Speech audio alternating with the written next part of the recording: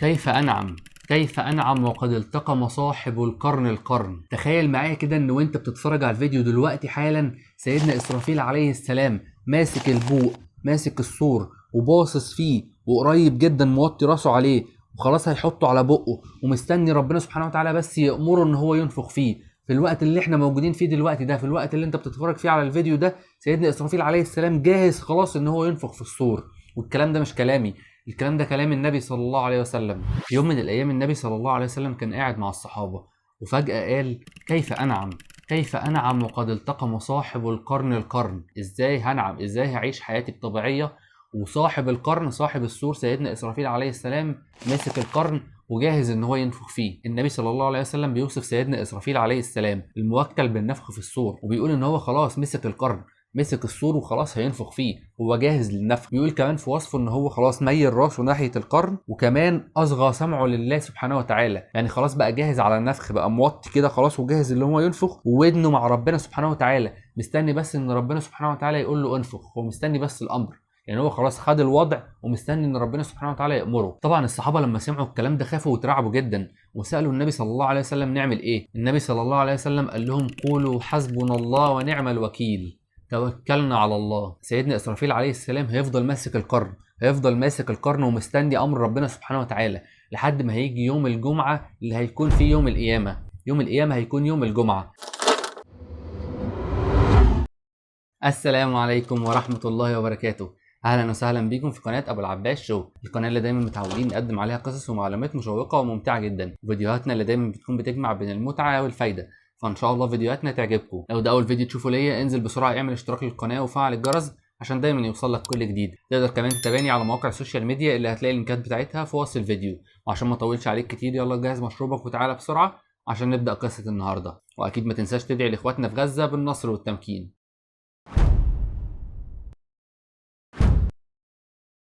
النبي صلى الله عليه وسلم قال: خير يوم طلعت فيه الشمس يوم الجمعة، فيه خلق آدم، وفيه أدخل الجنة، وفيه أخرج منها، ولا تقوم الساعة إلا يوم الجمعة. فالساعة هتقوم يوم الجمعة بإذن الله، وسيدنا إسرافيل هيفضل ماسك البوق ومستني أمر ربنا لحد ما هيجي اليوم الموعود، هيجي يوم الجمعة اللي هيكون هو فيه يوم القيامة. ربنا سبحانه وتعالى هيأمر سيدنا إسرافيل عليه السلام بالنفخ في الصور، ولما يجي أمر ربنا سبحانه وتعالى بالنفخ في الصور، سيدنا إسرافيل عليه السلام هينفخ في الصور.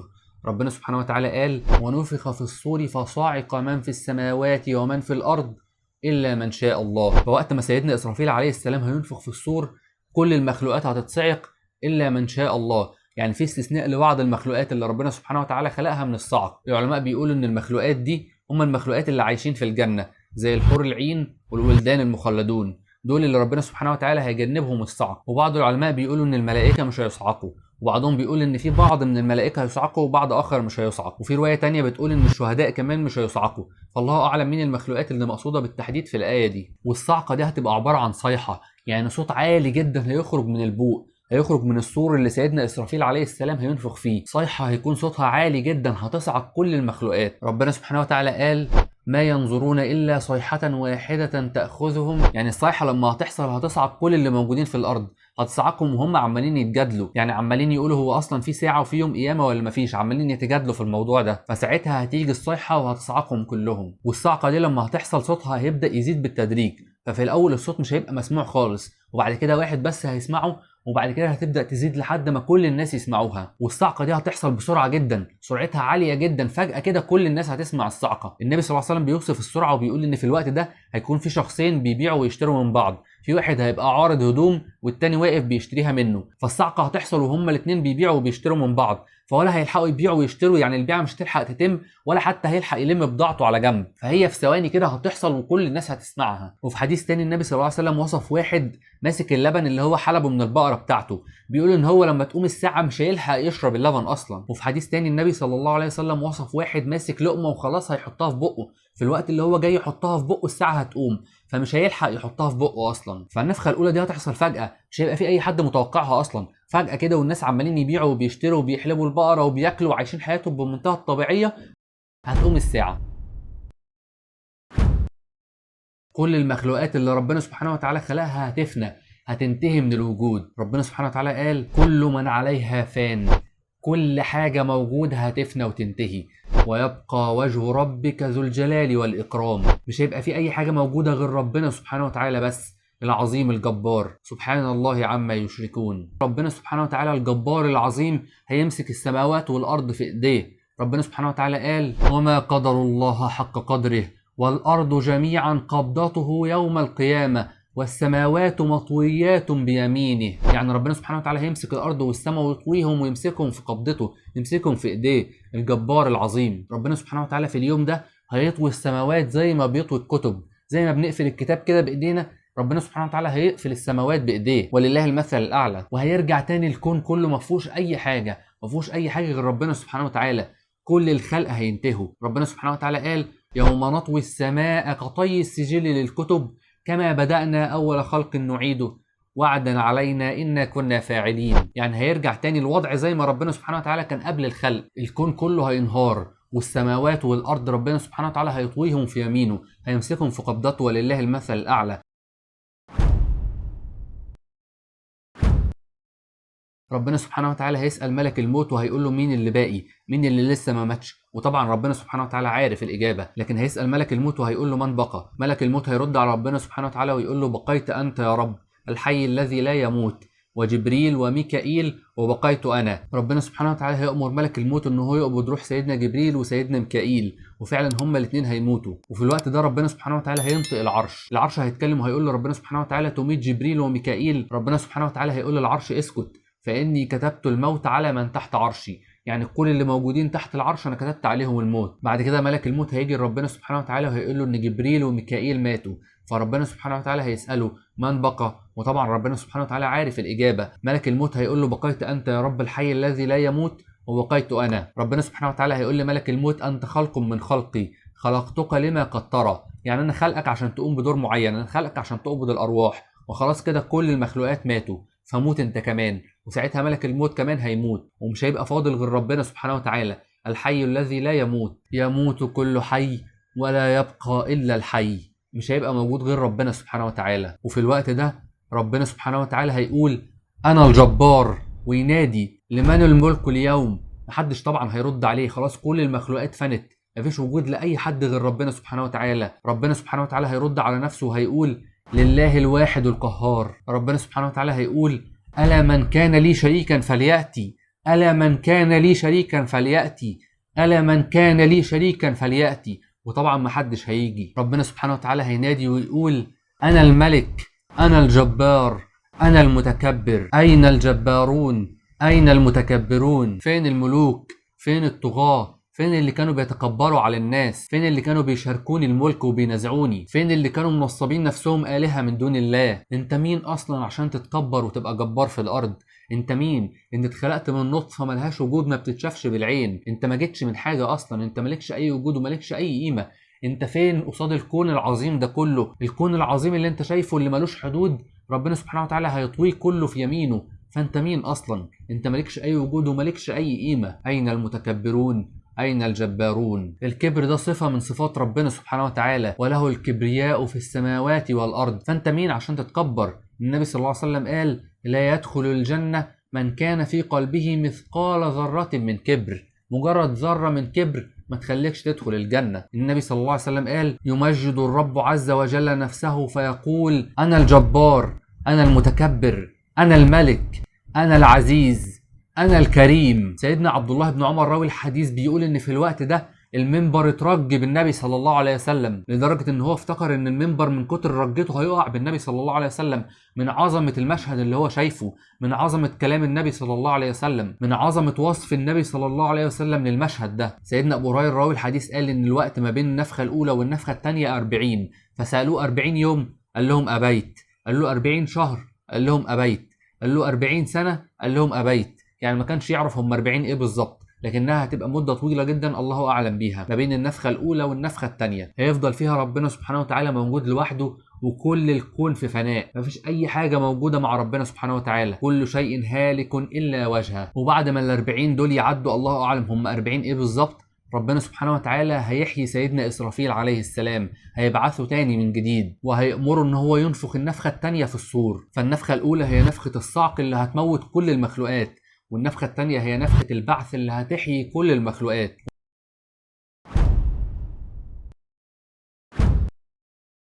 ربنا سبحانه وتعالى قال: ونفخ في الصور فصعق من في السماوات ومن في الأرض إلا من شاء الله ثم نفخ فيه أخرى فإذا هم قيام ينظرون. يعني النفخة التانية لما هتحصل الناس هيبعثوا، الناس هيبدأوا هيقوموا من مكانهم وينظروا ويشوفوا ايه اللي بيحصل حواليهم. ربنا سبحانه وتعالى وصف يوم البعث ده ان هو يوم عظيم. ربنا سبحانه وتعالى بيوصف الناس وبيقول عنهم: ألا يظن أولئك أنهم مبعوثون ليوم عظيم يوم يقوم الناس لرب العالمين. يعني ربنا بيوصفهم وبيقول هم فاكرين ان هم مش هيتبعثوا، هم فاكرين ان مفيش بعث وحساب. لا، هم هيتبعثوا وهيتبعثوا في يوم عظيم. وربنا سبحانه وتعالى كمان بيوصفهم وبيقول عنهم: إن هؤلاء يحبون العاجلة ويذرون وراءهم يوما ثقيلا. يعني هم بيحبوا الدنيا ومتمسكين بيها وناسين ان في يوم هيكون يوم تقيل جدا ويوم صعب جدا عليهم، وهو يوم البعث. اليوم ده هيكون يوم صعب جدا وعسير جدا على الكافرين. ربنا سبحانه وتعالى قال: فذلك يومئذ يوم عسير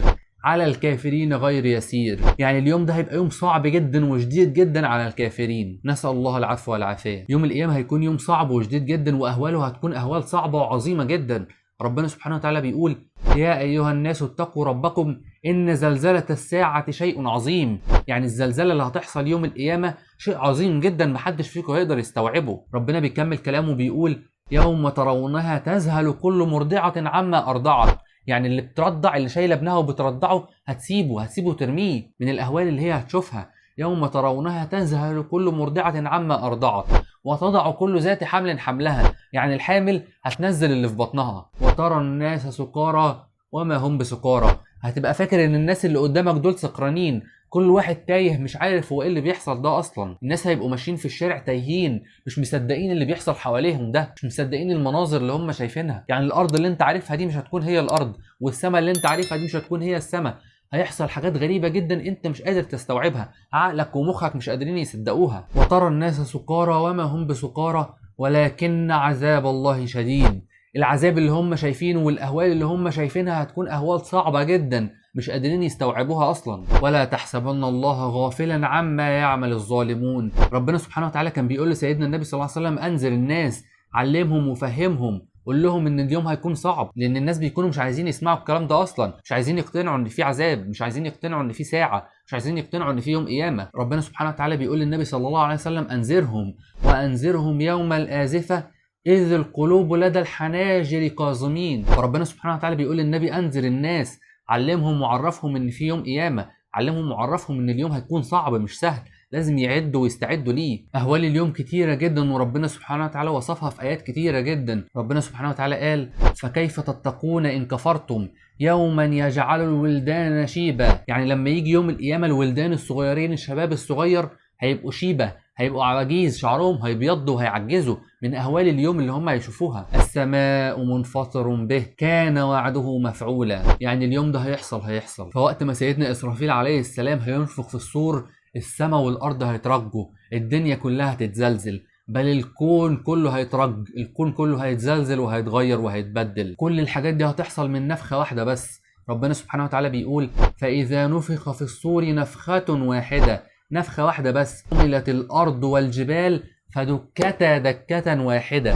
الأرض والجبال، السماء والأرض هيتدكوا على بعض بسبب نفخة واحدة بس من ملك واحد بس ربنا سبحانه وتعالى خلقه. فكيف بالجبار العظيم سبحان الله عما يشركون. كلا إذا دكت الأرض دكا دكا. الأرض هتدك، الزلازل هتقوم في كل حتة، كل الأرض هيحصل فيها زلازل وهتدك على بعضها. الجبال العظيمة الشاهقة الارتفاع اللي انت بتبص عليها تستغرب وتقول هي ايه الحجم الرهيب ده، هتتفتت وهتطير في الهواء. ربنا سبحانه وتعالى قال: وتكون الجبال كالعهن المنفوش.